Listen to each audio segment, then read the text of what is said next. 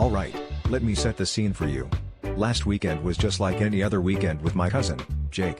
You know, the usual family gathering chaos where we eat too much, tell bad jokes, and try to avoid talking about politics. Jake, however, has this peculiar habit of sleepwalking. It's not usually a big deal, sometimes he ends up rearranging the furniture or cooking imaginary meals. The most exciting thing he ever did was sleepwalk into the neighbor's yard and start watering their garden gnomes. But this time, things took a turn that none of us could have predicted.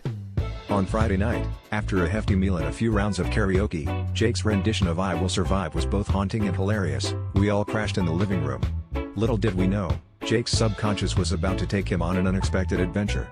Somewhere around 3 a.m., he sleepwalked out the door in his pajamas, and without knowing it, stumbled into the early morning registration line for the city marathon.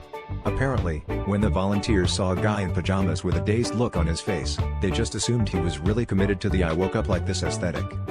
Fast forward to a few hours later, and Jake is in the race, still in dreamland, running with the determination of a man chasing the last donut at an office meeting. By the time he hit the halfway point, people were cheering him on, thinking he was some kind of eccentric motivational story. And wouldn't you know it? He finished third. Jake crossed the finish line, still blissfully unaware, and the organizers, charmed by his sleepy dedication, awarded him a medal. Meanwhile, the rest of us are at home, wondering where on earth he went off to this time. When Jake finally woke up, he was on the podium looking confused while holding his medal. As he pieced the story together, he couldn't believe his sleepwalking had led him to such an achievement.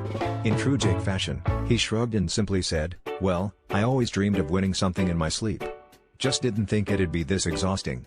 And that's how my cousin unintentionally became a marathon medalist in his pajamas. I guess you could say he really ran with his dreams, literally.